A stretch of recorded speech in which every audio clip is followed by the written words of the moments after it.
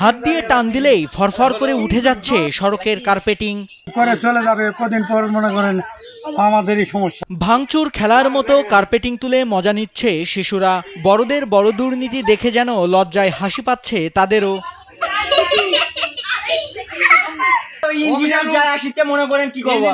ধুলোবালি পরিষ্কার না করে রাস্তায় বিটুমিনের আবরণ ঠিকমতো না দিয়েই কার্পেটিং এর কাজ করার অভিযোগ উঠেছে ঠিকাদারি প্রতিষ্ঠানের বিরুদ্ধে।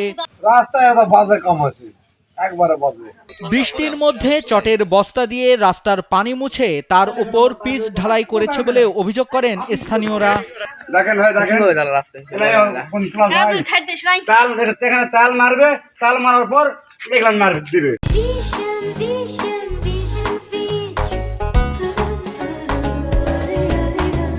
ঠিকাদারি প্রতিষ্ঠান সড়ক সংস্কারে নিম্নমানের সামগ্রী ব্যবহার করায় সড়কের এই দশা। এলজিইডির গাফিলতিতেই এমন দায়সারা কাজ দেখে ক্ষোভ জানান এলাকাবাসী। দেখেন কেমন করে রাস্তাটা করে গেল, সুস্থ কাজ করলো না। যেখানে লাগবে দুই গাড়ি খোয়া, সেখানে ফেলে আছে 4 গাড়ি না। এই করম করে নিয়ে তুই এখান থেকে মারে চুটকাই থেকে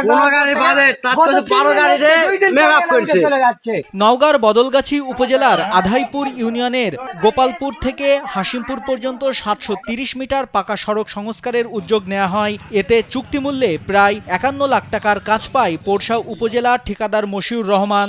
পরে তার কাছ থেকে কাজটি কিনে নেন মান্দা উপজেলার ঠিকাদার শহীদুল ইসলাম। কাজটির দেখভালের দায়িত্বে ছিলেন উপসহকারী প্রকৌশলী আলামিন। এ বিষয়ে জানতে ঠিকাদার শহীদুল ইসলামের মুঠোফোনে একাধিকবার কল করলেও তিনি ফোন রিসিভ করেননি। পরে তার মুঠোফোন নম্বরটি বন্ধ পাওয়া যায়।